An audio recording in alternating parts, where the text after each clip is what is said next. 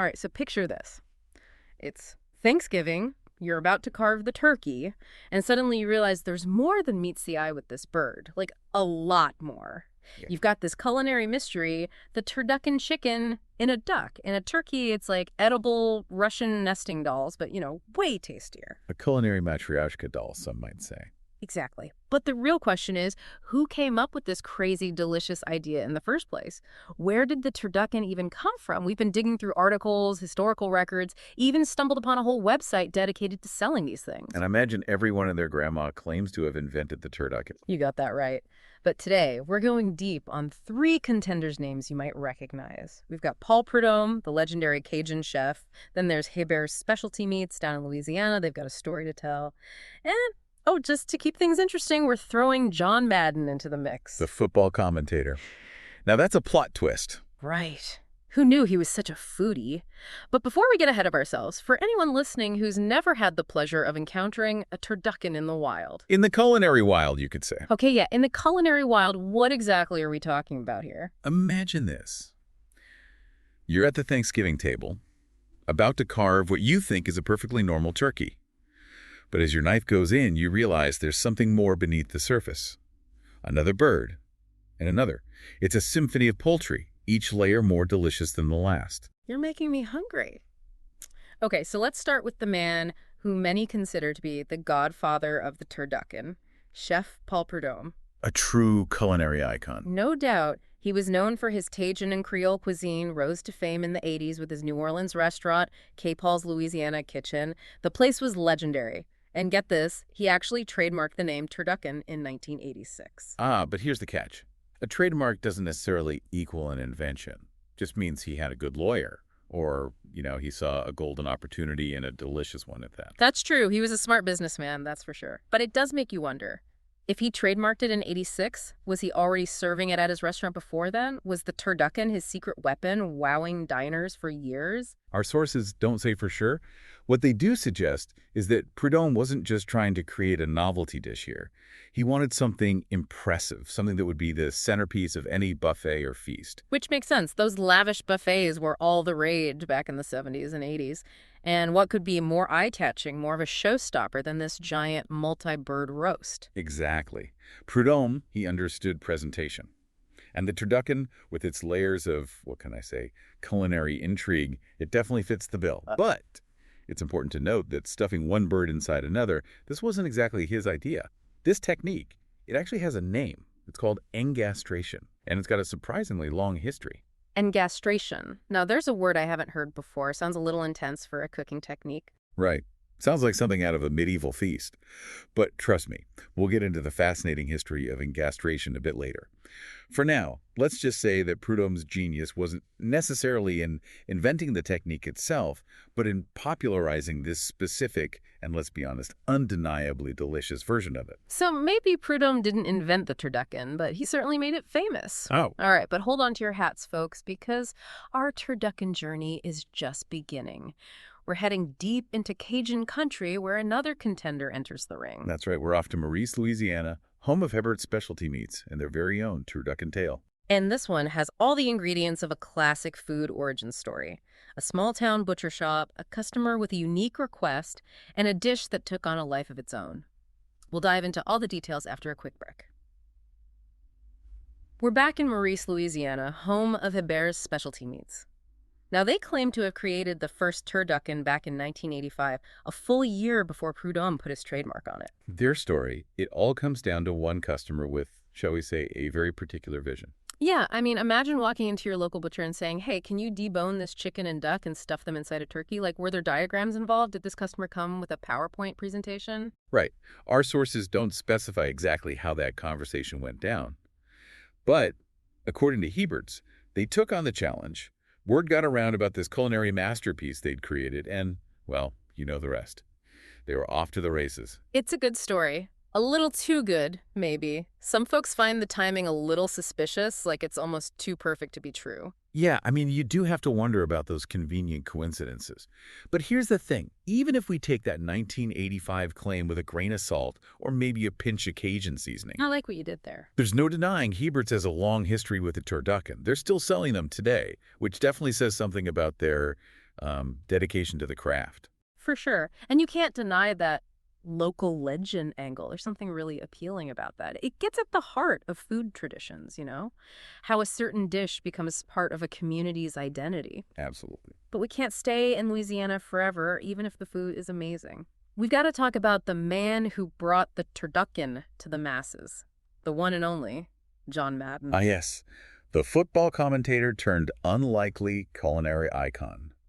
Now, Madden, he wasn't a chef, but he had a real passion for food. An understatement. This wasn't just a casual, oh, I enjoy a good turducken now and then. This was full-on turducken evangelism. Exactly. He was completely smitten with this thing. And his excitement, it was contagious. Did you know he once brought a turducken into the broadcasting booth on Thanksgiving Day and carved it up on live TV? Oh, I remember that. It was legendary.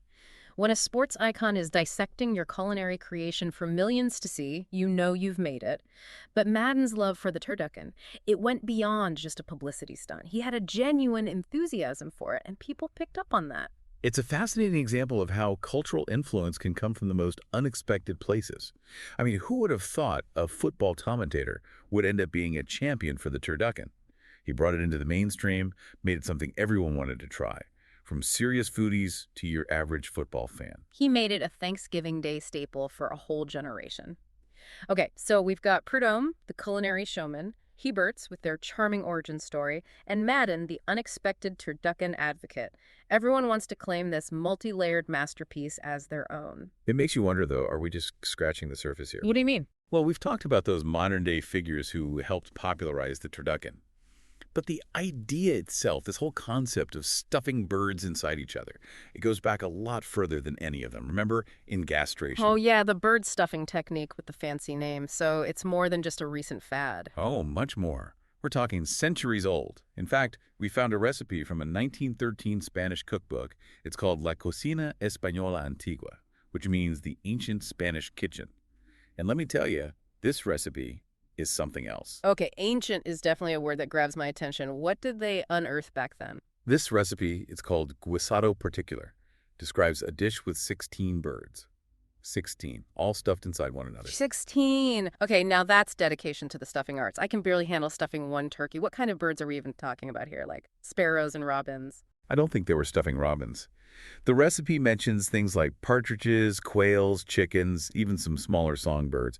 And those are just the layers. The final product was then stuffed into something even bigger, like a goose or a swan. Now that's a feast. It's amazing to think about those culinary traditions that stretch back so far. But, we found something a little closer to home, too. A New Orleans surgeon who apparently had a thing for deboning and stuffing birds. Ah, yes, Dr. Gerald Lanasa. He's become a bit of a legend in New Orleans culinary circles. A surgeon with a passion for poultry. Okay, I'm definitely intrigued. Tell me more about this Dr. Lanasa. Now, the stories about him, they're more word of mouth than anything else passed down through generations of food lovers in New Orleans. But they paint a picture of a man with incredible surgical skills. Skills he used not in the operating room, but in the kitchen. So instead of scalpels, he was wielding poultry shears. Exactly. He was known for being able to debone birds with incredible precision. And those deboned birds, they became his own versions of the turducken, some even more elaborate than the ones we're used to, with layers of pork and veal thrown in there too. The man was an artist, a culinary Michelangelo. So we've got Spain in the 1900s, a bird-obsessed surgeon in New Orleans, and of course, our modern-day contenders. Seems like the turducken was meant to be. All right, so we've explored the turducken's history on this side of the pond, but it's time to hop across the Atlantic and see what's cooking in Europe. Because as it turns out, stuffing birds inside other birds isn't exactly a new concept over there either. Not at all. The French, for example, they've got a long and storied history when it comes to elaborate roasts, especially those involving multiple birds. More elaborate than the turducken. Now that's saying something. Oh, you better believe it.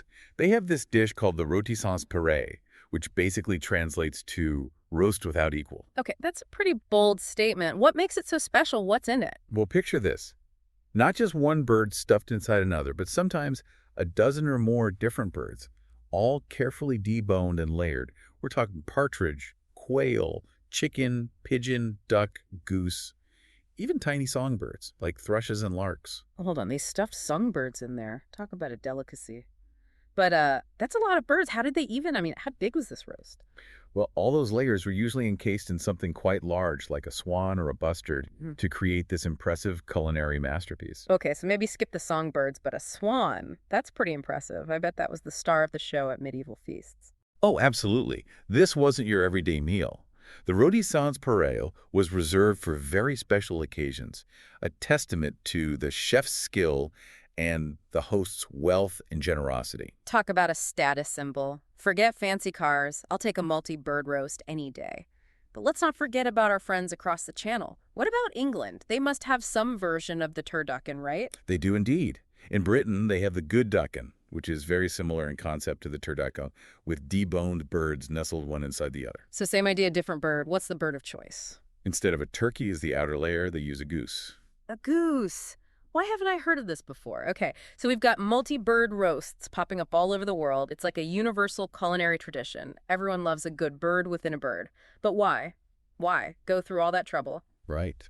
It's a good question. Maybe it's the sheer spectacle of it all, the visual impact of slicing into this culinary masterpiece and revealing all those layers. I mean, you're definitely going to impress your guests. Absolutely. Or maybe it's the challenge, the artistry involved in creating something so intricate and complex, deboning all those birds, layering them perfectly.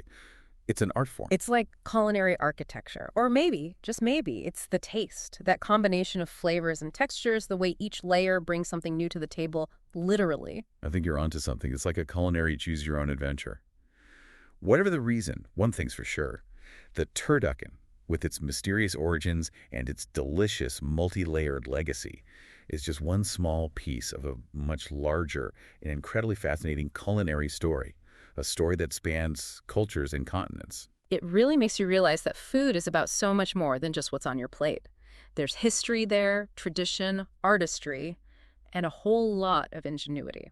So as you gather around the table this Thanksgiving, maybe take a moment to appreciate the journey of that turducken, the generations of culinary creativity that led to that masterpiece on your table. And maybe it'll inspire you to do a little digging of your own. Who knows what other culinary mysteries are out there, just waiting to be uncovered. Now that's something to think about.